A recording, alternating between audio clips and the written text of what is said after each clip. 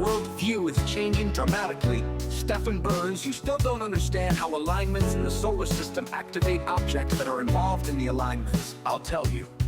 The alignment must be straight. The straighter the alignment, the stronger a certain dark energy is activated. It's about energy that physicists still don't understand. The energy that the nuclei of atoms recycle, exactly like this. In the nuclei of atoms, there are congestion areas of energy that is scattered into space, which recycle the dark energy that is scattered into space, which creates particles that are being registered, such as electrons and photons, which are still composed of energy that is scattered into space. This energy that is scattered into space, dark energy, is activated during alignments. The stronger, the longer these dark energy particles meet each other on the opposite sphere, the longer the time, the straighter the alignment.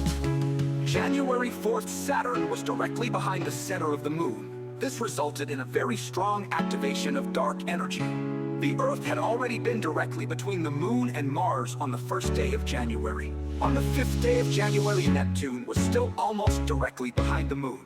So it was no wonder that you had wild snowstorms there in the USA right then. And it was no wonder that you had wild tornado outbreaks on March 14th and 15th. On March 12th, Saturn was quite directly behind the Sun. On March 14th, a total lunar eclipse, meaning the Earth was very directly between the Moon and the Sun. Just a few hours earlier, the Earth had been between the Moon and Saturn. On the evening of March 14th, the Earth was still between the Moon and Neptune. So the Sun was able to activate the dark energy that was being pushed towards the Earth all the time, and the Moon participated in the activations 3 different times on March 14th. This was a completely exceptional situation. I had predicted in advance more than 2 months earlier there would be a very high chance of tornado outbreaks on March 14th, 2025. And you in the USA had wild storms and a lot of really strong tornadoes at that time. I also predicted volcanic activations and earthquakes. I predicted that earthquakes would occur with a delay because the Earth's internal pressure increases steadily during the alignments and is released unevenly. On March 19th, Neptune was still quite directly behind the Sun. So we don't have to wonder why there have been so many of these earthquakes now.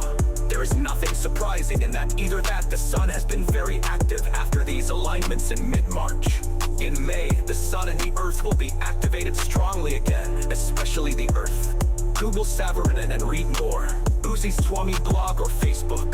Love, love, love, love, love, love, love.